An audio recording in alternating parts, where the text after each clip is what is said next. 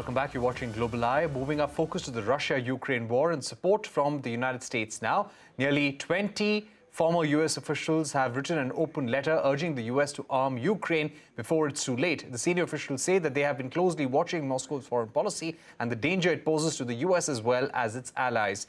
The Ukraine war, they say, has reached a decisive moment and the U.S. must ramp up volumes of arms going to Ukraine. While the Biden administration has given a substantial portion of military aid, it hasn't helped push back Russian forces. The letter adds U.S. is reluctant to supply more, fearing it may escalate the situation, both on conventional and nuclear fronts. The cautiousness as per these senior officials reduces the pressure on Moscow to stop the offensive in Ukraine and be open to negotiations. To understand what is at stake for the United States, the implications of this war, and the potential to put an end to it, we're joined by John E. Herbst, former U.S. ambassador to Ukraine. Thank you for joining us, Ambassador. Let me begin by asking you, in your letter, you have said that the military aid by U.S. and allies has failed to deliver a satisfactory strategic narrative. Why do you feel so?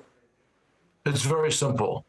Putin's aims are not limited to eastern Ukraine. First, he wants to take full political control of the country.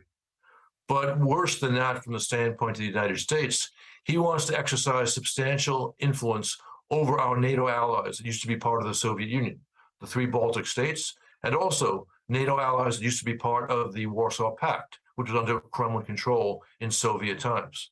So Putin's a direct threat to vital American interests, and the place for the United States to stop him is in Ukraine.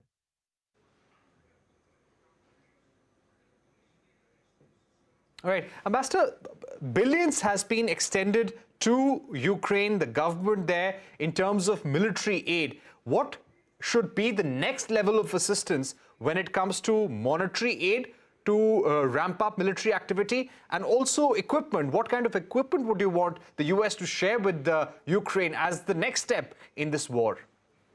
The U.S., since the fall, when the Russian threat clearly emerged, has always been slow and timid in responding to Ukraine's request for advanced arms.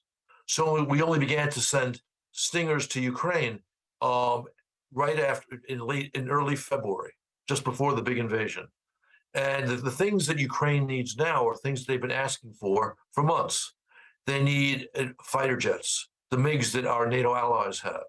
They need longer range artillery. We've sent them artillery now at the range of 85 kilometers. We should be sending them artillery with a range of 150 or even 300 kilometers. They need advanced tanks, which we have.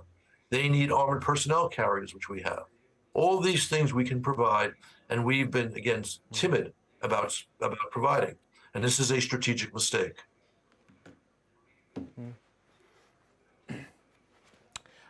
In the letter, the diplomats have also referred to the point that US and EU are not making their objectives clear. Do you feel that they're not coming hard enough when it comes to Russia, when it comes to Putin? In this war, Putin has clearer objectives than US and its allies? I think that's absolutely true. In some not fully explicit way, they understand that what Putin's doing is dangerous. But they have not clearly looked at what he's said and what he's done and recognized that his objectives, his aggressive designs, do not end in Ukraine. They go beyond Ukraine to NATO and EU states. And if they need, the US should be stating this clearly to explain to the American public. The EU should be stating this clearly to explain to the EU public that, in fact, Putin's aggressive designs are coming for them. And if they understand that, they will clearly understand the need to help Ukraine defeat Putin in Ukraine. Right.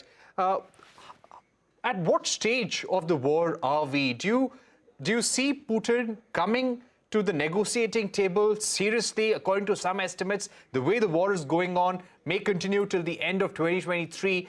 Do you think the policy right now of US and key allies is tiring out Russia, tiring out Putin, or not yet? Putin, despite the Russian defeats around Kyiv, the Russian defeats around Chernihiv in the north of Ukraine, still wants to take effective political control of the country.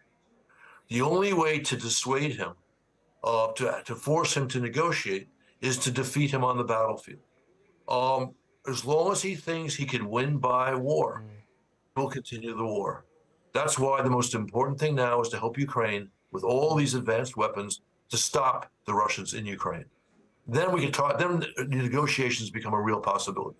Negotiations that will lead to a permanent peace, not to a ceasefire, Right. followed by continued Kremlin aggression. Right.